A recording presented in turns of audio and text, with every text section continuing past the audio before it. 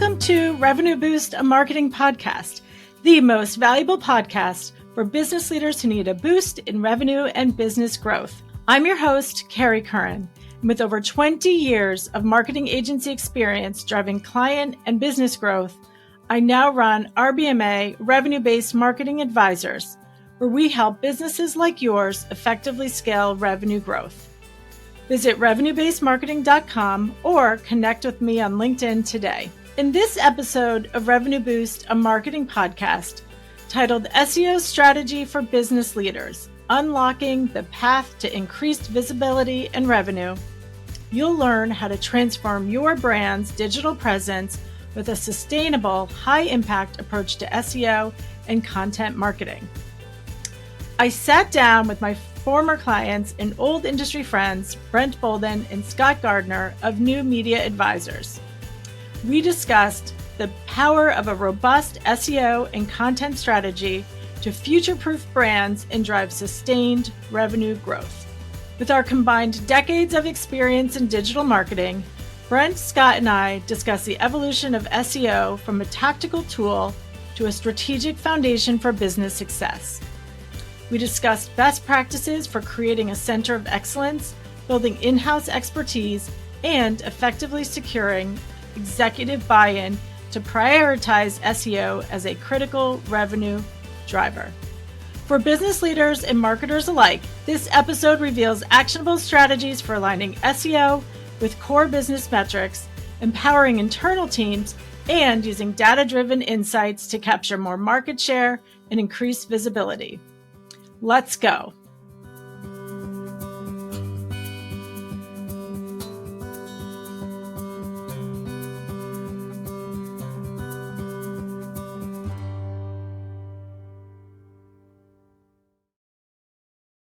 So welcome, Scott and Brent. Please introduce yourselves and tell us a bit about your background and experience and your agency.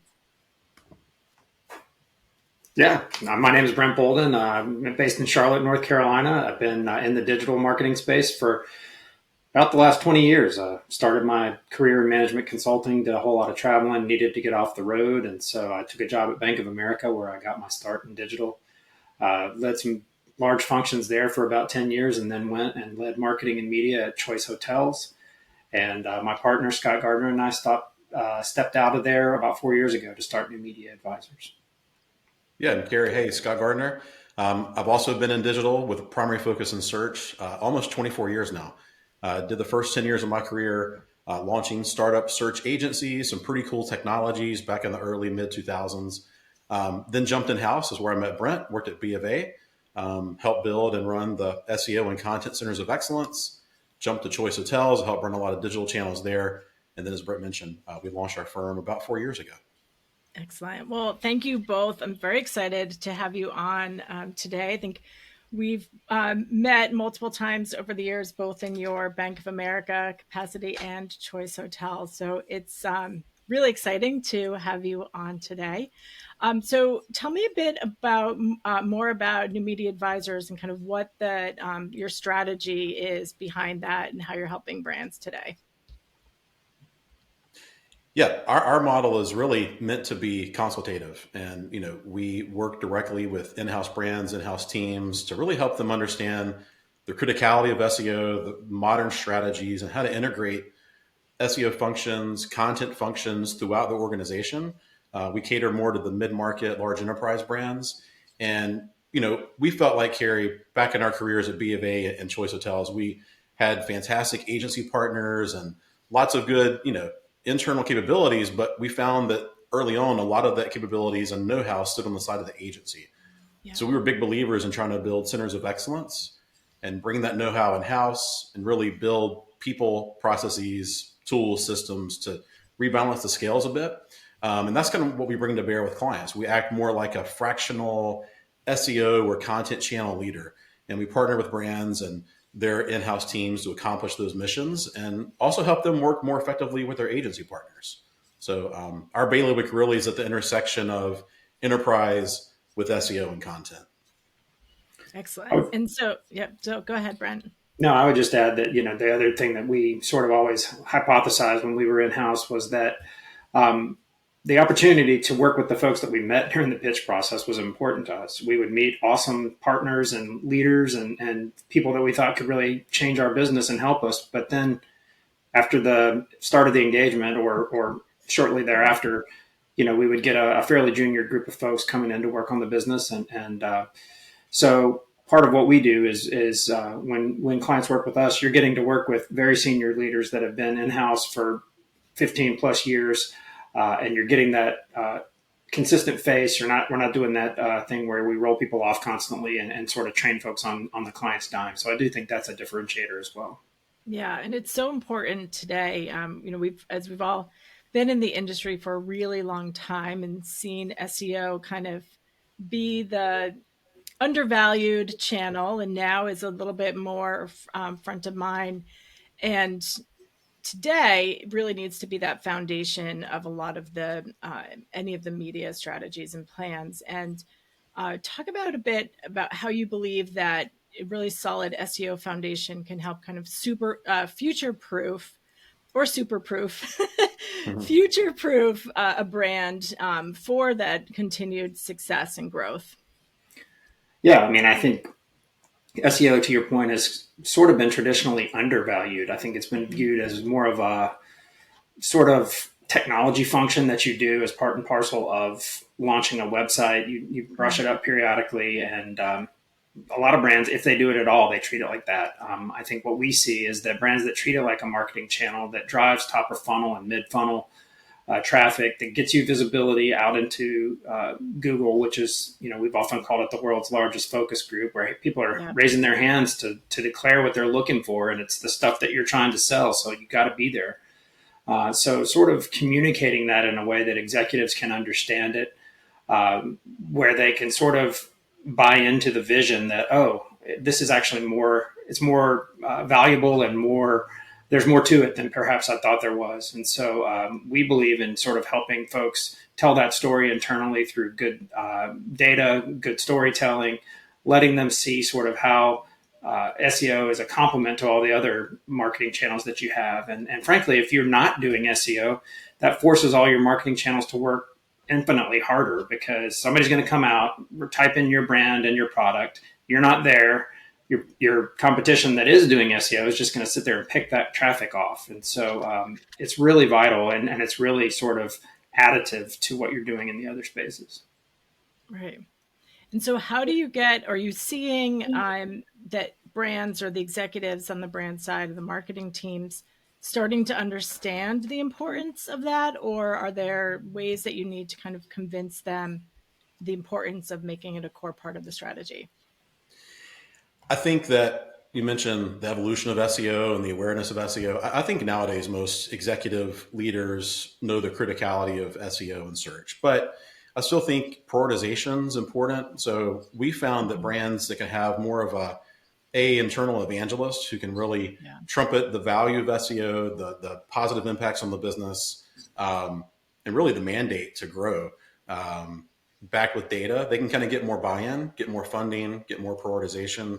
I think it's critical that you work with that executive to get them to become a spokesperson, them become kind of that executive sponsor who can help you clear the roadblocks you're going to face as an SEO leader, get others on board across departments. So from SEO, we know we need leadership buy-in from UX, content, product, brand, legal, risk, compliance, PR, the whole shebang. Takes a village, right? And so if you have that marketing leader who gets on board with you, goes with you to help get those integrations, that's a big part of it. And that's going to really enable SEO to be far more effective. SEO is not a operate in a silo or let's go do SEO projects. Brands who do it the best, SEO is happening organically, no pun intended, but organically within the company and within the employees and within the teams that are really owning and building digital platforms and digital experiences. So that's why that really kind of that top-down partnership is imperative to make SEO work. Yeah, no, I definitely agree. And I think if I can add one more, Carrie, you asked about kind of getting those folks on board. Traditionally in SEO, we've been prone to share top 10, top 3 rankings and how many impressions you get or how many clicks you get. Yeah. But those executives need to understand, how are you driving growth in the business? How are you Yeah. supporting our business when we turn paid media off? So we need to understand as an SEO how to communicate in that language. What's the profitability? What are the units driven? What are the application start rates? What are the conversion rates? What's the breakdown in the purchase funnel? As an SEO, you want to be well versed in that conversion path, and that's going to really help win more executives over into the value of search. Yeah, definitely. I see the importance of tying it to the business metrics, especially when you need the executives to buy in and support the investment, and understand that it's not an overnight success, but as you've mentioned, needs to be part of the foundation and ongoing strategy and initiative.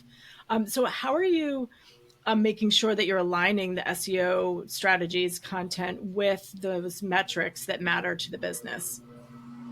I mean, a lot of organizations we work with, they've got lines of business or different business units. So I think that a one-person SEO team, an enterprise, doesn't work. So Right. you need to have some SEO support so you can go liaise and have counterparts in a business line or a certain division, and you begin to really be part of the fabric of what they talk about, what their priorities are, the projects they're working on. Mm-hmm. Then you flag what projects might have SEO impact. The more you can integrate into what the business is doing and prioritizing, the more SEO work you're going to get through the system. Again, back to if in the tech room or Agile room, if you're doing an SEO project, Mm-hmm. it might fall below the cut line. It could get backlogged over and over. However, if a business partner or business unit's launching a new campaign or building a new product or launch a new capability, and SEO comes along for the ride, Mm-hmm. that's how you get more work through the system. And we found that to be really the secret sauce. Yeah.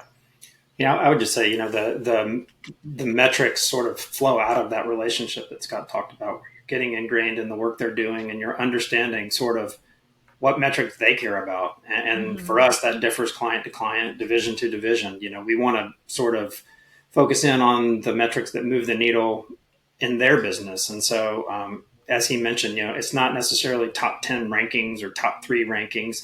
Those are sort of vanity plays. How much traffic are you driving? How are you getting the right people to the right page through the funnel to the conversion experience? Those are the types of things that our clients care about. And so we tend to sort of pivot to where they want us to go.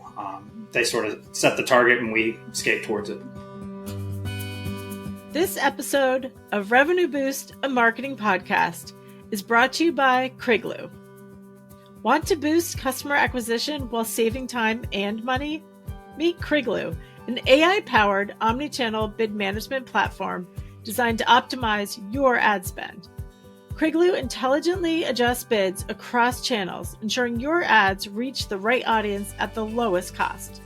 Plus, with its automation, you'll free up valuable time to focus on your business.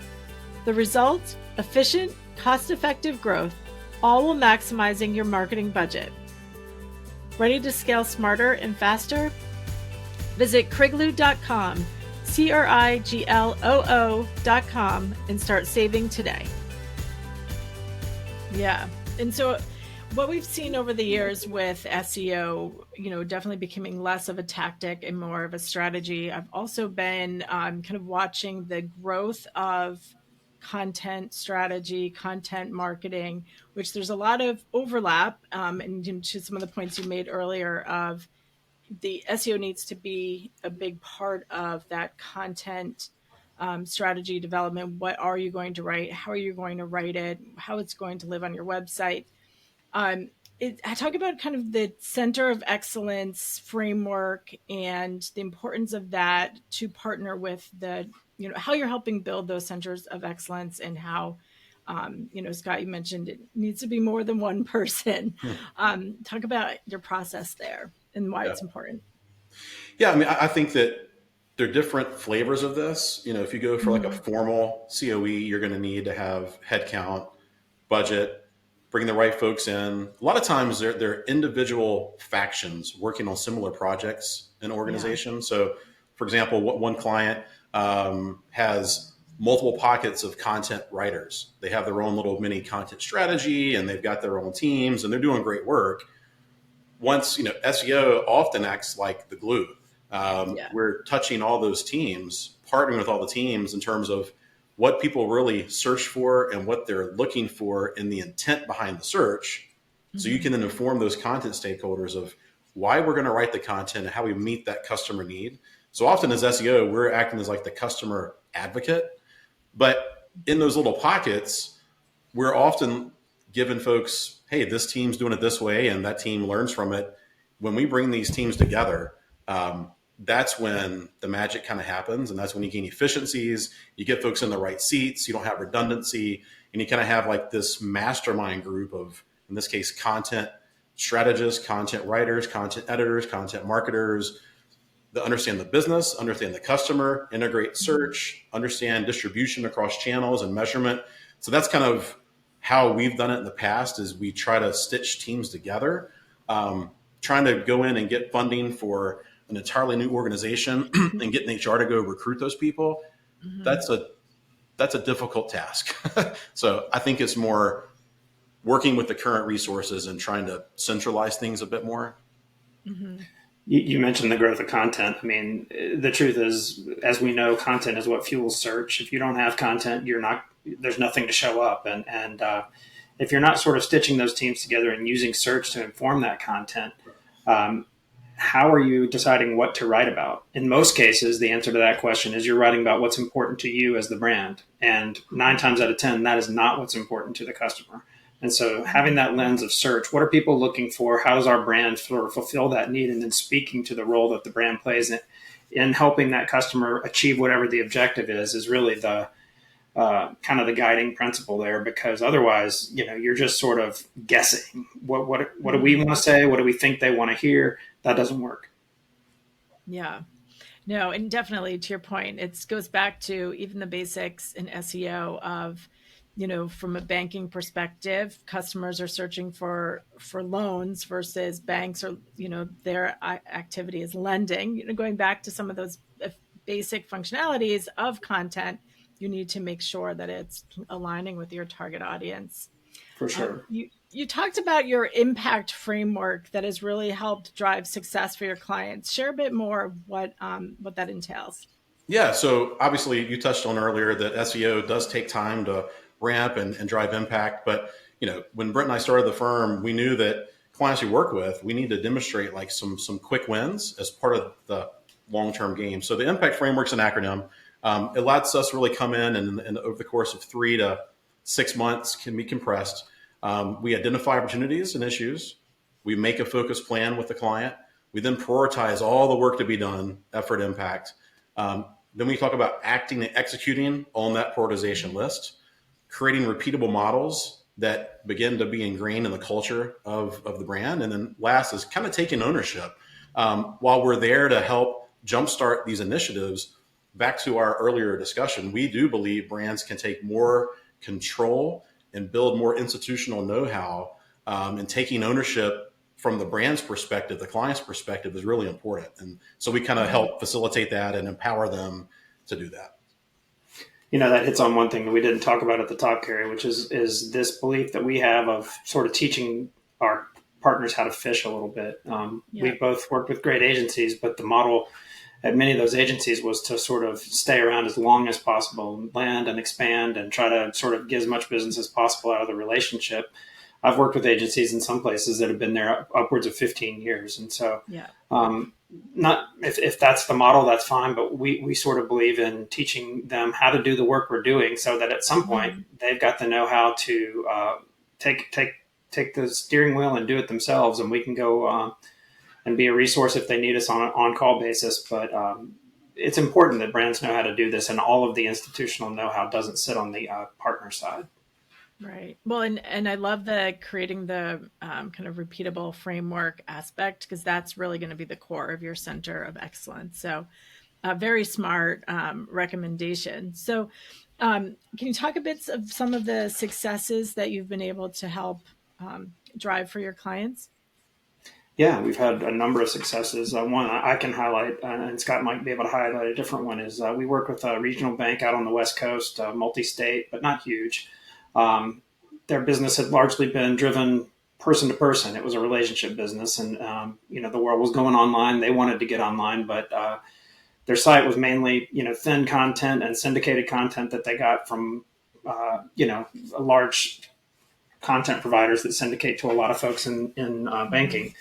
And we came in and really helped them sort of turn digital into a growth driver for them. We grew their top 20 visibility by 300%. We've doubled their organic traffic by building out those pages, adding additional content, adding thought leadership content that speaks to some of those questions that customers are asking, like we just talked about a moment ago. So that's been a huge success. We're in year 3 with that client, and we've done some institutional know-how transfer, but they've elected to keep us around, and we're happy to keep working with them. So you're doing something right. Something good, yes. That's Scott, great. I mean, I can share one real quick. Early on, this was probably 3.5 years ago, we were fortunate to work with an online mortgage lender. They were more of the upstart, trying to catch up to the likes of a Rocket Mortgage, guaranteed rate. And they competed, of course, with the lending trees and Bankrace NerdWallets of the world. So they spent a lot of money on paid search. This was back when mortgage rates were in the 3s, and a lot of demand coming in, but they knew that SEO was a void. So we kind of came in and helped them build from the ground up, and really worked with agency partners and then their internal, their credit experts, their mortgage experts, to bring their expertise from behind the curtain, if you will, into digital. So we kind of brought forward a lot of spokespeople, brought forward a lot of expertise in thought leadership, in tips and insights, customized calculators, et cetera, play it all out. And they began to see like explosive growth in organic search, which it's hard to, it's easy to say, oh, we 10x their SEO traffic, which we did. We were starting from a fairly low bar. However, they began to really show up and compete for mortgage refinance terms and first-time home buyer terms and fixed loan type keywords. And as the rate environment went the other direction and rates crept up in the 6s and 7s, they heavily, demand dried up. And so they were cutting paid media, cutting agency partners. And we were proud to say we were the last vendor that stuck around because of the value they saw with the content and organic search impact.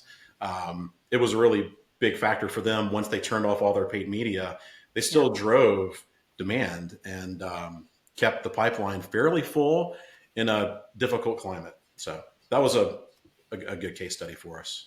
Yeah, definitely. Yeah. Well, this is great. I mean, I know that you've been great partners to a lot of companies, and I'm grateful that you're able to carve out time to join us today. So thank you so much for joining the podcast. And I look forward to seeing you guys in person sometime soon. Thank you, Carrie. Thanks so much. Bye-bye. I hope you enjoyed this episode of Revenue Boost, a marketing podcast. We have more valuable content coming up, including guests on marketing and sales operations, influencer marketing, SMX and tech strategies, podcasting, and more. Be sure to subscribe to Revenue Boost, a marketing podcast, so you don't miss out. To connect with me, Carrie Curran, learn how you can boost your revenue, and to listen to past episodes, visit revenuebasedmarketing.com. I look forward to hearing from you.